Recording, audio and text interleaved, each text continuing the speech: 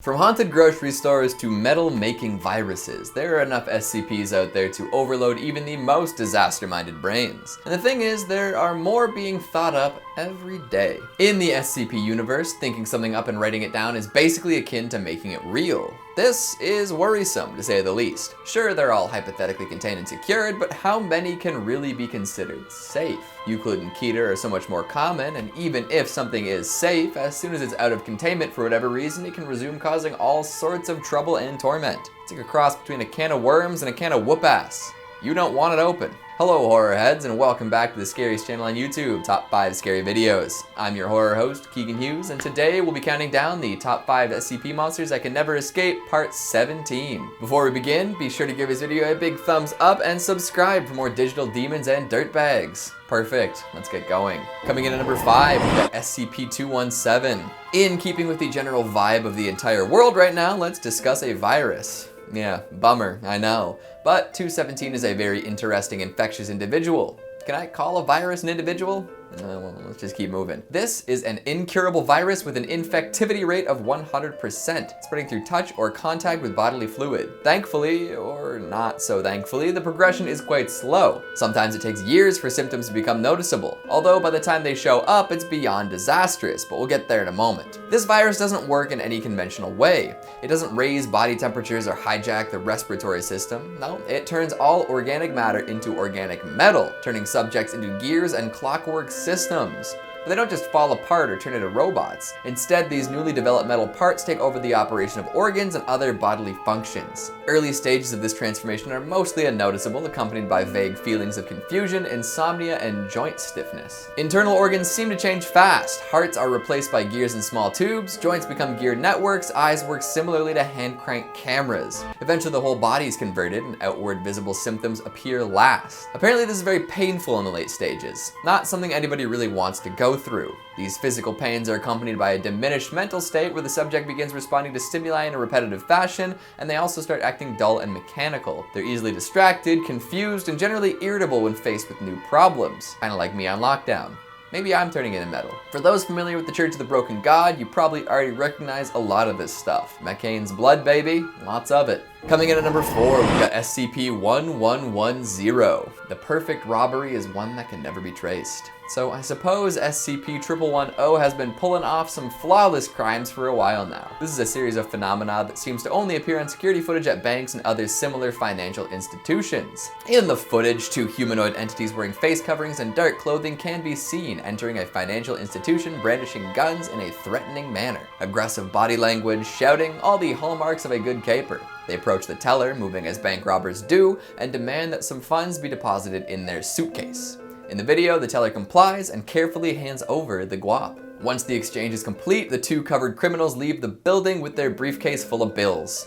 The thing is, none of this actually happens. Even though footage exists of all of it happening, nobody in the building will have experienced anything close to what was captured. Customers, tellers, managers, nobody has any recollection of any such events. Business will have continued as per usual during the time in which the robberies apparently occurred. However, even though the robbery itself doesn't seem to happen, the money taken will be missing. That is right. If $100,000 is slapped into the suitcase, it'll be gone without a trace from the vault. Doesn't make any sense, but I guess what SCP does. There have been confirmed cases of objects being stolen too. This is where things get a little wonky though, as most of these items don't disappear the same way as the money does. Instead, things like watches will stop working right at the exact time they were lifted from their rightful owner. Strange. So basically these 2 extra dimensional dudes could bleed the whole world dry and we wouldn't really be able to do anything about it. Although, if all the major banks lost all their money, they'd lose their power and we poors at the bottom could rise up once again. Coming in at number 3, we've got SCP-2446. Who doesn't love a random corpse showing right up in front of them? 2446 is the occasional spontaneous manifestation of humanoid corpses in a 12-kilometer area around San Jose. There doesn't seem to be any time or location restrictions on when these cadavers will pop up, so just be ready to see some dead bodies next time you visit. What am I saying? Of course you're ready to see dead bodies when you visit Florida. As of right now, only 2 have been directly observed manifesting, but there are likely many more undiscovered in less visited areas. Each corpse so far has been found to share physical and genetic profiles with Foundation personnel. Typically, they're agents involved with MTF Lambda 5, or the White Rabbits. In fact, a lot of the time they'll show up in their combat gear, not that it's doing them any good these days. Yeah, putrefying corpses don't benefit much from bulletproof vests and tactical helmets. Multiple duplicates have been found for single agents, although there are often differences in weight, build, and tattoo patterns. It seems that alternate universes are dropping corpses into ours for a currently unknown reason. Something about rabbits and down the rabbit hole, I'm sure. Coming in at number 2, we've got SCP-3182. Creepy grocery stores should be avoided as a general rule, but this one in Denton, Missouri needs to be left alone forever. Following a severe economic downturn and the unfortunate death of a young employee, some anomalous activity was detected. Every day between 7:52 and 8:52 p.m., a range of strange happenings occur. It's also known as a Demos event. During this time, no outside sources of light will be visible in the store, individuals will be unable to enter or exit the building, and all thresholds will seemingly disappear. Anyone inside the store will experience extreme distress and melancholy, resentment towards Denton, Missouri, recollection of memories belonging to former customers, paranoia about impending danger and a need to do something about it, and a strong desire to leave 3182 even though it is impossible. Add in some severe physical effects like nausea, injury, and sometimes death, and you've got yourself a bad time. All these effects seem to center around aisle 3. So if you're looking for pastel sauces and canned goods, maybe try the store a town over,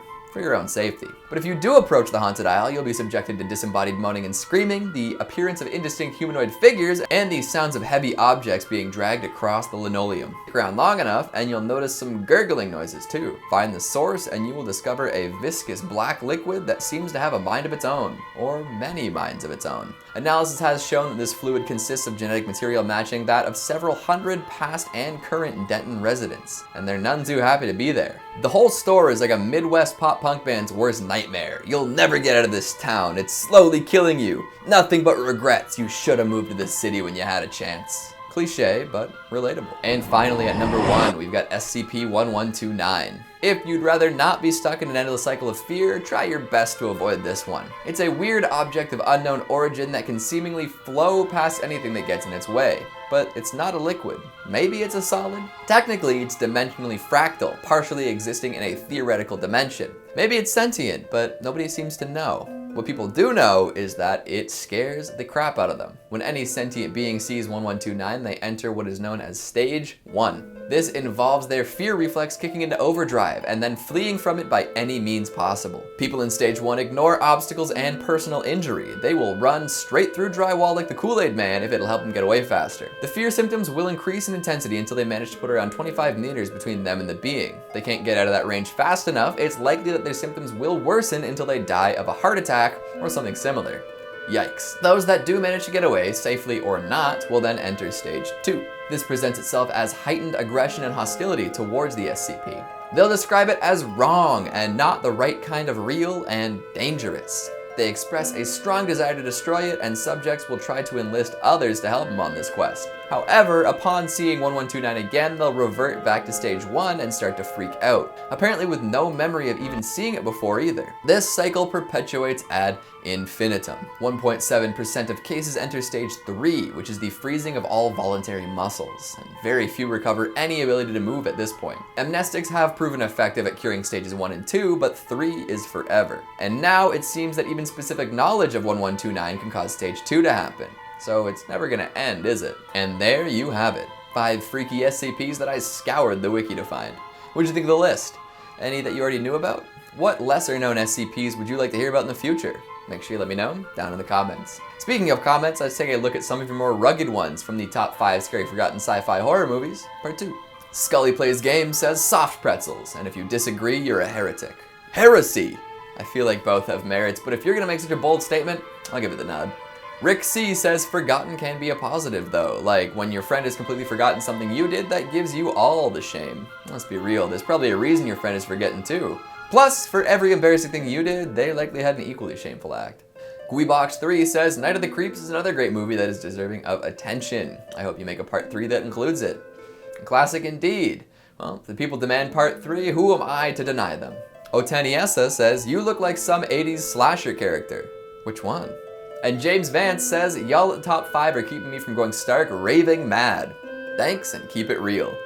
I am glad we're buoying your sanity. Keep fighting the good fight out there. And that's all the time we have for today. Before I check out that mysterious noise coming up from the cellar, make sure to give this video a big thumbs up and subscribe for more egregious entities. Thanks for watching, and I'll see you next time.